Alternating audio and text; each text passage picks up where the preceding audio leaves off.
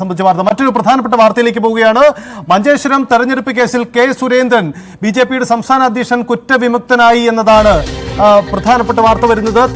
അദ്ദേഹത്തിന്റെ വിടുതൽ ഹർജി കോടതി അംഗീകരിച്ചു എന്ന് വേണം പ്രതീക്ഷിക്കാൻ. മഞ്ചേശ്വരം തെരഞ്ഞെടുപ്പ് കോഴക്കേസ് ഏറെ ചർച്ച ചെയ്തതാണ്. ഈ കോഴക്കേസിൽ കെ സുരേന്ദ്രൻ കുറ്റവിമുക്തൻ എന്നതാണ്. അദ്ദേഹത്തിന്റെ വിടുതൽ ഹർജി കോടതി അംഗീകരിച്ചു എന്ന കാര്യമാണ് ഇപ്പോൾ പുറത്തു വരുന്നത്.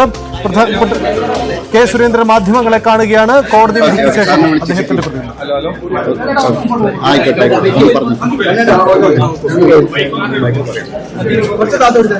മഞ്ചേശ്വരം തെരഞ്ഞെടുപ്പ് കേസിൽ പ്രധാനപ്പെട്ട വിധിയാണ്. കെ സുരേന്ദ്രൻ ബിജെപിയുടെ സംസ്ഥാന അധ്യക്ഷനെ കുറ്റവിമുക്തനാക്കിയിരിക്കുന്നു കോടതി എന്നതാണ്. കേരളം ഏറെ ചർച്ച ചെയ്യപ്പെട്ട ഒരു വിവാദമാണ്. ആ കോഴക്കേസിലാണ്, ആ തെരഞ്ഞെടുപ്പ് കോഴക്കേസിലാണ് ഇപ്പോൾ തീരുമാനമുണ്ടാവുന്നത്.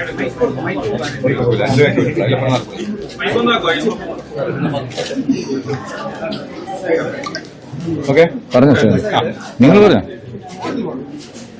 രാഷ്ട്രീയ കാര്യങ്ങൾ സംസ്ഥാന പ്രസിഡന്റ് പറയും, കോടതിയുടെ കാര്യങ്ങൾ ആദ്യം പറയാന്ന്. ഈ കേസ് പ്രൈമ ഫേസിയ തന്നെ നിലനിൽക്കില്ല എന്ന് കോടതി കണ്ടിരിക്കുകയാണ്. ഒരു വിചാരണക്ക് പോലും പോയി വിചാരണ നേരിടേണ്ട ഒരു സാഹചര്യം ഇല്ല എന്നുള്ള പ്രതിഭാഗത്തിന്റെ വാദം പൂർണ്ണമായിട്ടും അംഗീകരിച്ചുകൊണ്ടാണ് ഇന്ന് കോടതി ഡിസ്ചാർജ് പിറ്റീഷൻ അനുവദിച്ചിരിക്കുന്നത്. ഇവിടെ ഈ കേസിൽ പ്രതിഭാഗം ഉന്നയിച്ച നിയമപരമായിട്ടുള്ള കാര്യങ്ങൾ കോടതി ശരിവച്ചിരിക്കുകയാണ്. ഇതിൽ യാതൊരു തരത്തിലുള്ള നിയമവിരുദ്ധമായിട്ടുള്ള കാര്യങ്ങളും ഇല്ല എന്നും അത് കെട്ടിച്ചമച്ച കേസാണ് എന്നുള്ള പ്രതിഭാഗത്തിന്റെ വാദം പൂർണ്ണമായിട്ട് അംഗീകരിച്ചിരിക്കുകയാണ്. ഇതിലെ പരാതി, ഇതിലെ അന്വേഷണം, ഇതിലെ അന്തിമ റിപ്പോർട്ട്, ഫൈനൽ റിപ്പോർട്ട്, ചാർജ്, ഇതെല്ലാം തന്നെ നിയമാനുസൃതമായിട്ട് നിലനിൽക്കുന്നതല്ല എന്നുള്ള പ്രതിഭാഗത്തിന്റെ വാദം അത് കോടതി ഇന്ന് ശരിവച്ചിരിക്കുകയാണ്.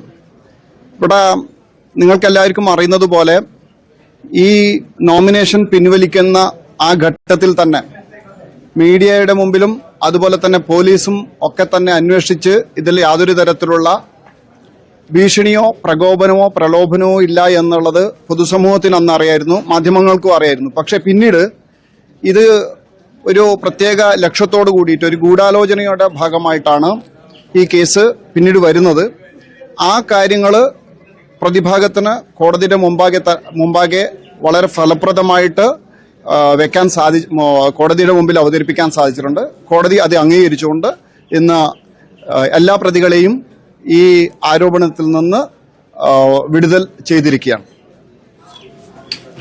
ഞാൻ ഈ കേസ് എടുത്തപ്പോൾ തന്നെ പറഞ്ഞിരുന്നു, സത്യം ജയിക്കും, സത്യമേവ ജയതേ എന്ന് എല്ലാ ഘട്ടങ്ങളിലും ഞാൻ മാധ്യമങ്ങളോടും പൊതുസമൂഹത്തോടും പറഞ്ഞിരുന്നു. വളരെ ആസൂത്രിതമായി കെട്ടിച്ചമച്ച ഒരു കള്ളക്കേസാണിത്. ഗൂഢാലോചനയിലൂടെയാണ് ഇങ്ങനെ ഒരു കേസ് ഉണ്ടാക്കിയത്. യഥാർത്ഥത്തിൽ ആരോപിക്കപ്പെടുന്ന അല്ലെങ്കിൽ ഇപ്പോൾ കേസിന് ആസ്പദമായിട്ടുള്ള സുന്ദര കേസ് തന്നെ, അങ്ങനെ ഒരു കേസ് തന്നെ ഉണ്ടായിരുന്നില്ല. ഇത് LDF-ന് വേണ്ടി ഇവിടെ മത്സരിച്ച VV രമേശ് കൊടുത്ത ഒരു കേസാണ്, സുന്ദര കൊടുത്ത ഒരു കേസല്ല. പിന്നീട് സുന്ദരയെ വിളിച്ച് ഈ കേസിന്റെ ഭാഗമാക്കി മാറ്റുകയായിരുന്നു.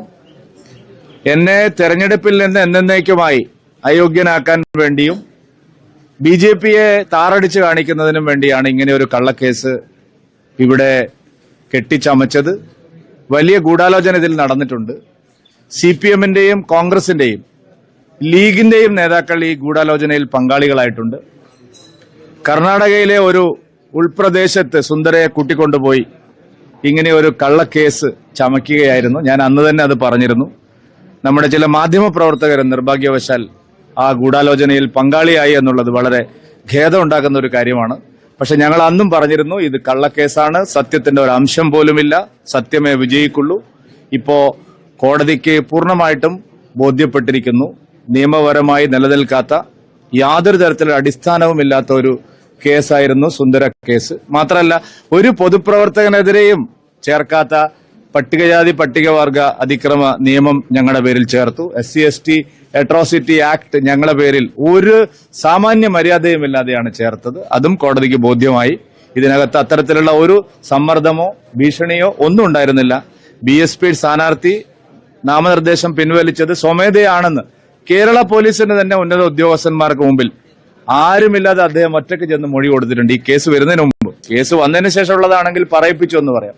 കേസ് വരുന്നതിന് മുമ്പ് തന്നെ അദ്ദേഹം മൊഴി കൊടുത്തതാണ്. ഇതെല്ലാം സത്യമായിട്ടും കഴിഞ്ഞ 4 വർഷം 3.5 വർഷം നിരന്തരമായി മഞ്ചേശ്വരം കോഴക്കേസ് എന്ന് പറഞ്ഞ് ഞങ്ങളെ വേട്ടയാടി. ഞങ്ങൾ അന്നും പറഞ്ഞിരുന്നു ഇത് രാഷ്ട്രീയ വേട്ടയാണ്, ഇത് വിജയിക്കാൻ പോകുന്നില്ല. ഈ ഗൂഢാലോചനയ്ക്കെതിരെ ഇനി കേസ് കൊടുക്കാൻ തീരുമാനിച്ചിട്ടുണ്ട്? അല്ല, എന്നെ സംബന്ധിച്ചിടത്തോളം ധാരാളം കേസുകൾ കേരള പോലീസ് എനിക്കെതിരെ എടുത്തിട്ടുണ്ട്. 300 കേസുകളിൽ പ്രതിയാണ് ഞാനിപ്പോ. കേരളത്തിൽ ഒരുപക്ഷെ നമ്മുടെ രാജ്യത്ത് തന്നെ ഏറ്റവും കൂടുതൽ ക്രിമിനൽ കേസുകളിൽ പ്രതിയായിട്ടുള്ള ഒരു പൊതുപ്രവർത്തനാണ് ഞാൻ. അപ്പൊ അത്തരം നിരന്തരമായിട്ടുള്ള കേസുകളിലൂടെ ഒരു തരത്തിലും ഞങ്ങളെ ദുർബലപ്പെടുത്താൻ കഴിഞ്ഞിട്ടില്ല, ഞങ്ങളുടെ ആത്മവിശ്വാസം കെടുത്താൻ കഴിഞ്ഞിട്ടില്ല. ഞങ്ങൾ ശക്തമായിട്ട് മുമ്പോട്ട് പോവുകയാണ്. എല്ലാത്തിനെയും നിയമപരമായിട്ട് തന്നെ നേരിട്ട് മുമ്പോട്ട് പോവുക എന്നുള്ളതാണ് ഞങ്ങളുടെ രീതി. ഈ വത്സൻ തില്ലങ്കേരിക്കെതിരെ വലിയൊരു ഗുരുതരമായിട്ടുള്ള ഒരു ആരോപണം ഉയർന്നു വന്നിട്ടുണ്ട്. വത്സൻ തില്ലങ്കേരിയെ ഇന്നലെ ഏതോ ചാനലിൽ അവതാരകന്മാർ അധിക്ഷേപിക്കുന്നത് ഞാൻ കണ്ടു. വത്സൻ തില്ലങ്കേരി കേരളത്തെ അറിയപ്പെടുന്ന ഒരു പൊതുപ്രവർത്തനാണ്, മാതൃകാപരമായി പ്രവർത്തിക്കുന്ന ഒരാളാണ്. അദ്ദേഹത്തിനെതിരെയൊക്കെ എന്തിന്റെ പേരിലാണ് ആരോപണം ഉന്നയിക്കുന്നത്? ഇപ്പൊ അടിസ്ഥാനരഹിതമായിട്ടുള്ള സംഘപരിവാർ BJP നേതാക്കളെ മുഴുവൻ കരിവാരിത്തേക്കാനുള്ള വളരെ ബോധപൂർവമായിട്ടുള്ള നീക്കങ്ങളാണ് നമ്മുടെ നാട്ടിൽ നടക്കുന്നത്. ഈ കേസും അതിന്റെ ഭാഗം തന്നെയാണ്. അല്ല, അദ്ദേഹം തന്നെ അത് വ്യക്തമാക്കിയിട്ടുണ്ട്. നിയമപരമായ നടപടി സ്വീകരിക്കുമെന്ന് അദ്ദേഹം വ്യക്തമാക്കിയിട്ടുണ്ട്.